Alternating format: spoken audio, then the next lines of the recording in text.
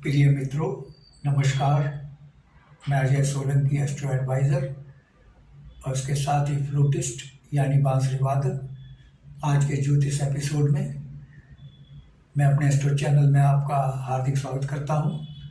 आज के ज्योतिष एपिसोड में मैं बतलाने जा रहा हूं धनु लग्न राशि के लोगों के लिए अप्रैल माह की गोचर कुंडली में क्या खास बातें हैं। मित्रों, धनु लग्न राशि के जो स्वामी हैं, लग्न स्वामी बृहस्पति देव 13 दिन तक अस्त रहेंगे।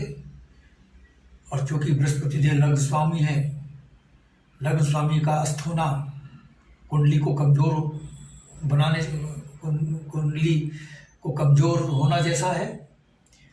और जब लग्न स्वामी अस्त हो जाता है तो कुंडली में जो लाभकारी योग होते हैं उनका उतना फल नहीं मिलता जितना मिलना चाहिए। और बृहस्पति देव का अस्त होना वैसे भी शुभ नहीं माना जाता। ये तो लग्न स्वामी है। लग्न स्वामी के अलावा बृहस्पति देव जो होते हैं बहुत ही महत्वपूर्ण और लाभकारी भावों के भी स्वामी होते हैं। द्वितीय भाव जो कि बचत का भाव है, परिवार का भाव है। पंचम भाव जो कि आकस्मिक धन लाभ का भाव है, शिक्षा का भाव है, संतान का भाव है। और भाग्य भाव के भी नैसर्गिक स्वामी होते हैं, पिता के भाव का भी स्वामी होते हैं, विदेश के भाव के भी स्वामी, कर्म भाव के भी स्वामी यानी दशम भाव, और आय भाव के यानी एकादश भाव के भी स्वामी होते हैं। यानी द्वितीय, पंचम, नवम, दशम और एकादश 5 भाव के स्वामी होते हैं। ये बहुत ही लाभकारी और शुभ भाव होते हैं। इनके नैसर्गिक स्वामी और लग्न स्वामी का अस्त हो जाना ये बहुत ही बड़ी नकारात्मकता है। बृहस्पति देव 13 अप्रैल तक सूर्य देव से अस्त रहेंगे, क्योंकि सूर्य देव और बृहस्पति देव की दूरी बहुत ही कम है, बीच में 11 डिग्री से भी कम है। 11 डिग्री से भी बहुत कम होने पर बृहस्पति देव सूर्य देव से अस्त हो जाते हैं। बृहस्पति देव के अस्त होने से आपको काफ़ी विघ्न बाधाओं का सामना करना पड़ सकता है, कठिनाइयों का, परेशानियों का सामना करना पड़ सकता है। आय में कमी आ सकती है, बचत में कमी आ सकती है, आपके मित्रों पड़ोसियों से अनबन हो सकती है। इसके साथ ही कार्य क्षेत्र में परेशानी आ सकती है, बिजनेस डाउन हो सकता है, बिजनेसमैन को भी लिए भी शुभ नहीं है। और समाज में मान सम्मान में कमी आ सकती है। और भाग्य तो बिल्कुल साथ नहीं देगा। लेकिन यह स्थिति 13 दिन तक रहेगी, जब तक बृहस्पति देव अस्त रहेंगे सूर्य देव से। बृहस्पति देव द्वारा जो अस्त अवस्था है उससे एक ये है कि विवाह में रुकावटें आएंगी, विवाह में विघ्न बाधाएं आ सकती हैं, आपके सुख समृद्धि वैभव सुख शांति में इसमें सब में कमी आने की संभावना है। इस खराब स्थिति से बचने के लिए, बृहस्पति देव की अस्थावस्था की नकारात्मकता से बचने के लिए मेरा सुझाव है आप खुराज रत्न धारण करें। उससे बृहस्पति को शक्ति मिलेगी, बृहस्पति देव को शक्ति मिलेगी। और पीले वस्त्र धारण करें 13 अप्रैल तक। और उसके साथ ही मंदिर में गरीबों को भोजन कराएं और विद्यार्थियों को, छात्र छात्राओं को पठन सामग्री दान करें। हल्दी की गांठ को पीले वस्त्र में बांध करके तकिए के नीचे दबा कर रखें आपको।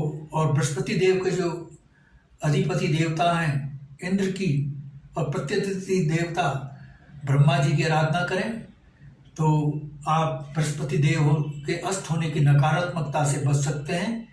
और जो योग हैं आपकी कुंडली में बन रहे हैं, बहुत ही लाभकारी योग बन रहे हैं, उनका भरपूर लाभ आपको मिलेगा। उनके लाभों से आप वंचित नहीं रहेंगे।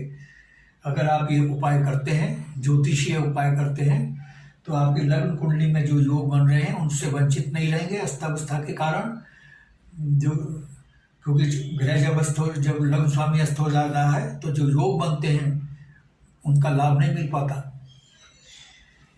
तो लेकिन 13 अप्रैल के बाद स्थिति बिल्कुल उलट है। 13 अप्रैल के बाद बृहस्पति देव और सूर्य देव की युति टूट जाएगी। सूर्य देव और बृहस्पति देव का साथ छूट जाएगा। सूर्य देव जो हैं मेष राशि में 14 अप्रैल से प्रवेश करने जा रहे हैं। बृहस्पति और सूर्य देव की जो दूरी है वो 11 डिग्री से बहुत अधिक हो जाएगी और बृहस्पति देव अस्त अवस्था से बाहर आ जाएंगे। और अस्त अवस्था से बाहर आने पर बृहस्पति देव द्वारा जो हंसराज योग का निर्माण किया जा रहा है, क्योंकि बृहस्पति देव मीन राशि के स्वामी होकर के लग्न से केंद्र के भाव में चतुर्थ भाव में विराजमान है। यह स्थिति बृहस्पति देव द्वारा हंसराज योग का निर्माण कर रही है, जो कि एक बहुत ही उच्च कोटि का और लाभकारी राजयोग होता है। चूँकि ये राजयोग चतुर्थ भाव में बन रहा है। हाँ, मैं एक और बात बता दूँ, इस राजयोग का हंस राजयोग का लाभ आपको 22 अप्रैल 14 से 22 अप्रैल के बीच मिलेगा, क्योंकि 22 अप्रैल के बाद बृहस्पति देव मेष राशि में चले जाएंगे। यह 22 अप्रैल से बृहस्पति मेष राशि में आ जाएंगे। तो ये जो हंस राजयोग बन रहा है, ये आपको समाज में मान सम्मान, यश, धन, वैभव, सुख, समृद्धि प्रदान करेगा। आपके ज्ञान से लोग प्रभावित होंगे, आपकी ओर लोग आकर्षित होंगे, आपसे प्रभावित होंगे। क्योंकि यह हंसराज योग जो बन रहा है चतुर्थ भाव में बन रहा है, आपकी भौतिक सुख सुविधा में भारी वृद्धि हो रही है। नवीन भवन खरीदने, नवीन भवन बनाने, निर्माण करने का, नवीन वाहन खरीदने का और भूमि खरीदने का, आवासीय प्लॉट, कृषि भूमि, चाहे वो आवासीय भूमि हो, कृषि भूमि को खरीदने का योग बन रहा है।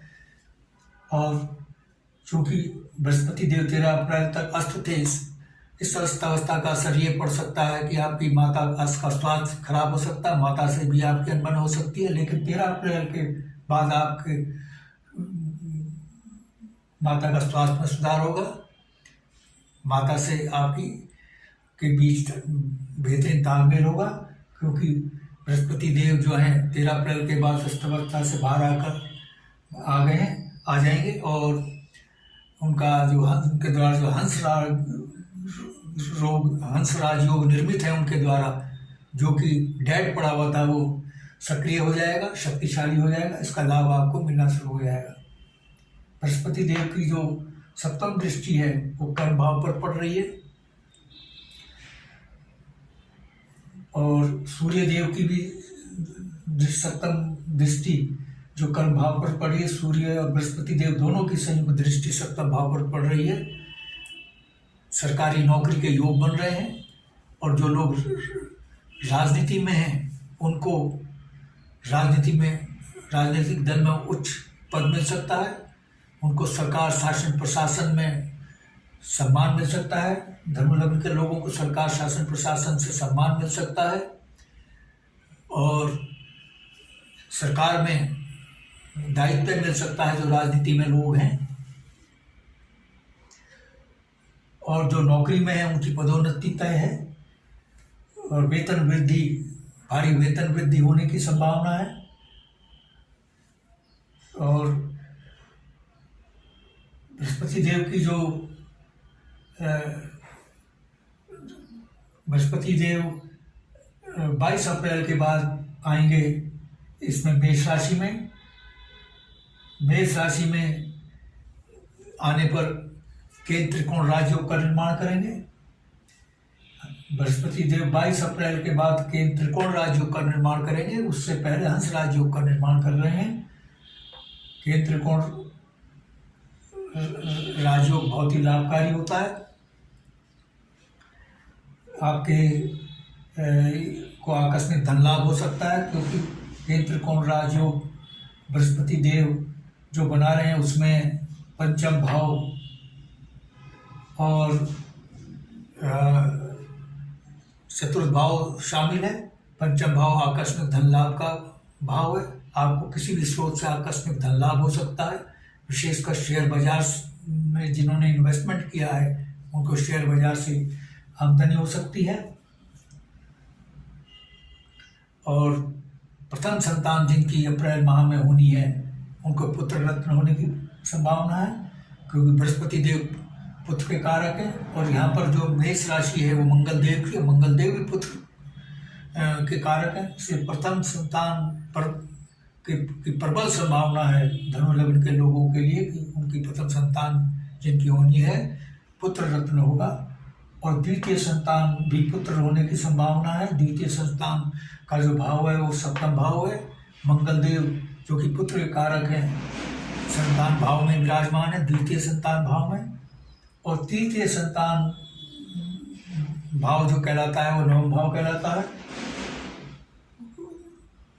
तृतीय संतान भी पुत्र रत्न होने की संभावना है, क्योंकि सूर्य देव की यहाँ पर राशि सिंह राशि विराजमान है।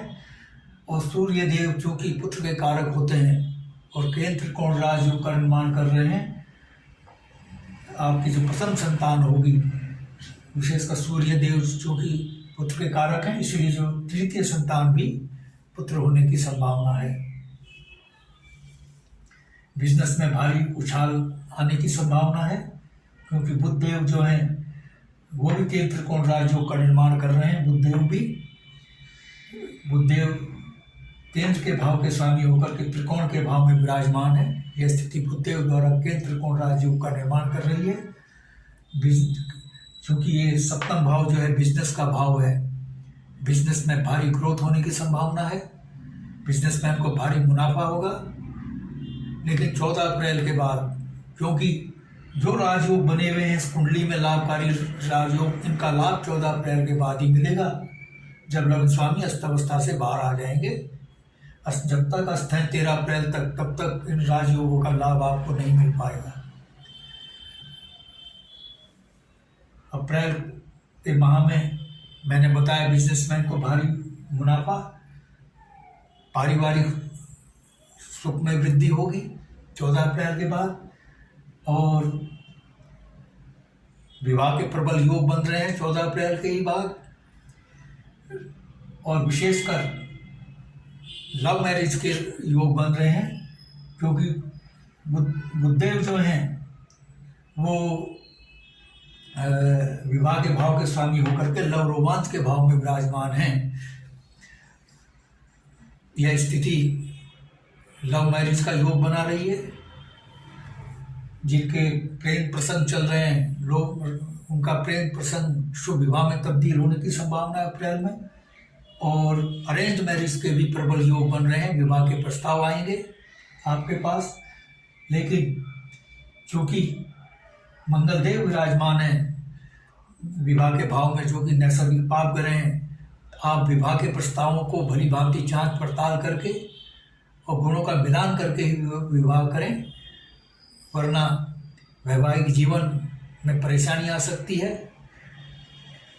मनचाहा जीवन साथी पाने के लिए आप गुणों का मिलान करें और जांच पड़ताल कर लें, क्योंकि मंगलदेव यहाँ पर मौजूद हैं पाप ग्रह। अगर आप कुंडली का मिलान नहीं करेंगे, हो सकता है कि जीवन साथी के साथ आगे वैवाहिक जीवन में दिक्कत पैदा हो। तो इसलिए विवाह के प्रस्तावों की भली भांति जांच लें, परख लें और हो सके तो गुणों का मिलान करें, कुंडली का मिलान करके ही विवाह करें। इसके साथ ही सूर्य देव भी केंद्र त्रिकोण राजयोग का निर्माण कर रहे हैं और सूर्य देव की सप्तम दृष्टि कर्म भाव पर बढ़ रही है। सरकारी नौकरी के प्रबल योग बन रहे हैं धनु लग्न के लोगों के लिए। लेकिन 14 अप्रैल के बाद जब 14 अप्रैल से पहले भी योग बन सकते हैं, अगर जो मैंने उपाय आपको बताए हैं वो उपाय अगर आप करें, जैसे राज धारण करने आदि का जो मैंने उपाय बताए थे, दोबारा दोहराने की जरूरत नहीं है। तो सरकारी नौकरी के योग बन रहे हैं और शुक्र देव जो है विपरीत राजयोग का निर्माण कर रहे हैं षष्ठम भाव में, क्योंकि अपनी वृषभ राशि में मौजूद है षष्ठम भाव में। जब षष्ठम भाव का स्वामी अशुभ भाव का स्वामी उसी भाव में विराजमान हो जाता है तो विपरीत राजयोग का निर्माण करता है और उस भाव की अशुभता समाप्त कर देता है और वो भाव शुभ भाव में तब्दील हो जाता है। क्योंकि जो षष्ठम भाव है ये रोग, ऋण, शत्रु का भाव है, और विपरीत राजयोग के कारण शत्रु आपके सामने टिक नहीं पाएंगे। जो आपका पैसा फंसा हुआ है वो वापस होगा। और जो छठा भाव है, खासकर ये किडनी, लिवर, इंस्टेंटाइन से संबंधित रोगों का भाव है, उधर से संबंधित व्याधियों का भाव है। और शुक्रदेव यौन संबंधी रोगों को एड्रेस करते हैं, मूत्र संबंधी रोगों को एड्रेस करते हैं। जो लोग इन रोगों से पीड़ित हैं, जो मैंने बताया है, षष्ठम भाव से संबंधित शुक्रदेव जिनका कारक है, जिन इन रोगों से निजात मिलेगी और मेडिकल बिल में कमी आने की संभावना है। और जो नौकरी पाने के लिए कंपटीशन दे रहे हैं उनको कामयाबी मिल सकती है। और चूँकि बृहस्पति देव भी 3 त्रिकोण राजयोग का निर्माण कर रहे हैं और हंस राजयोग का निर्माण कर रहे हैं, धनु लग्न के लोग जो छात्र परीक्षा में बैठ रहे हैं उनको अच्छे ग्रेड्स मिलने की संभावना है और बहुत ही अच्छे मार्क्स उनको मिलेंगे। और चूँकि मंगल देव व्यापार भाव में विराजमान है और उनकी एक राशि विदेश भाव में है, जिनका बिजनेस विदेश में है उनको बिजनेस से भारी आय होने की उम्मीद है। विदेशों से उनकी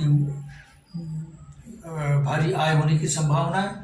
और धनु लग्न के लोगों के लिए योग बन रहे हैं विदेशों में भी नौकरी पाने और वहाँ पर बिजनेस आरंभ करने का योग अप्रैल माह में बन रहा है। और चूँकि सूर्य देव 3 त्रिकोण राजयोग का निर्माण कर रहे हैं भाग्य भाव में और चतुर्थ भाव में, भौतिक सुख सुविधा में तो वृद्धि कर ही रहे हैं जैसा कि बृहस्पति देव कर रहे हैं। आपके भाग्य में भी भारी उछाल आएगा। अगर 14 अप्रैल से पूर्व बृहस्पति देव के अस्त होने के उपाय कर लेंगे तो आपका भाग्य आरंभ से ही पूरे अप्रैल माह में चमकेगा, आपका भाग्य साथ देगा। लेकिन 14 अप्रैल के बाद जब बृहस्पति देव अस्तवस्था से बाहर आ जाएंगे तो भाग्य तो आपका चमकना ही है, क्योंकि सूर्य देव भाग्य भाव के नैसर्गिक स्वामी होकर केंद्र त्रिकोण राजयोग का निर्माण कर रहे हैं। बहुत ही शुभ राजयोग होता है ये। केंद्र त्रिकोण राजयोग हो गए, हंस राजयोग, ये समाज में मान सम्मान, धन, वैभव, सुख, समृद्धि, पदोन्नति, तरक्की और तमाम सुख सुविधाएं, खुशियां, भौतिक सुख सुविधाएं प्रदान करते हैं। आपके भाग्य में भारी उछाल होने की संभावना है और विदेश में भी नौकरी पाने के योग बन रहे हैं, विदेश यात्रा के योग बन रहे हैं। और इसके साथ ही सूर्य देव जब मेष राशि में प्रवेश करेंगे 14 अप्रैल को, तो बुद्धादित्य राजयोग का निर्माण करेंगे बुध देव के साथ। बुद्धादित्य राजयोग भी वही आपको समाज में मान सम्मान, नेतृत्व करने की क्षमता, शक्ति, क्षमता, अवसर, पदोन्नति, बिजनेसमैन को बिजनेस में भारी ग्रोथ और राजनेता को अपने कैरियर में काफ़ी तरक्की, ये तमाम बुद्धादित्य राजयोग प्रदान करता है। समाज के लोगों को आप प्रभावित करने में सक्षम होंगे, उनका नेतृत्व करने का आपको अवसर मिलेगा। मित्रों, बताने के लिए तो बहुत कुछ है, अगर मैं एक दिन तक भी बताता रहूं वो भी कम रहेगा, क्योंकि वीडियो की लिमिटेशन होती है। वीडियो की लिमिटेशन को मद्देनजर रखते हुए जो खास बातें थी वो मैंने आपको बतला दी। खास बातें तो और भी हैं, लेकिन वीडियो बहुत लंबा हो जाएगा। यदि आपके मन में कोई प्रश्न या क्वेरी है तो आप कमेंट बॉक्स में कमेंट कर सकते हैं और जान सकते हैं। और यदि आपने मेरा चैनल सब्सक्राइब नहीं किया है और आपको मेरा एपिसोड पसंद आया है, I request you to please subscribe my channel. मेरा चैनल सब्सक्राइब करने से आपको 2 फायदे होंगे। एक तो सबसे पहले आपके पास ज्ञानवर्धक अगला ज्योतिष का एपिसोड पहुंचेगा, और दूसरे चूँकि मैं फ्लूटिस्ट भी हूँ, बांसुरी वादक भी हूँ, बांसुरी बजाने के सिखाने के फ्लूट ट्यूटोरियल भी इसी चैनल में डालता हूँ, बांसुरी सिखाने के ट्यूटोरियल डालता हूँ। और उसके साथ ही बॉलीवुड के सुपरहिट गाने, भक्ति गीत, देशभक्ति के रोमांटिक एवरग्रीन गाने बांसुरी से बजा करके और बैकग्राउंड म्यूजिक के साथ अपने स्टूडियो में शूट करके इसी चैनल में डालता हूँ। मेरे चैनल का आपको भरपूर लाभ मिले। I therefore request you to please subscribe my channel. यदि आप अपनी लगन पत्रिका या जन्म पत्रिका की एनालिसिस करवाना चाहते हैं तो आप अपने प्रश्नों के साथ अपने बिल्कुल सही जन्मतिथि, जन्म समय, जन्म स्थान मेरे व्हाट्सएप नंबर 941176 दोबारा सुन लीजिए 9411769698 पर भेज सकते हैं। मैं आपके प्रश्नों का तुरंत उत्तर दूंगा। बस आज इतना ही मित्रों, धन्यवाद, नमस्कार।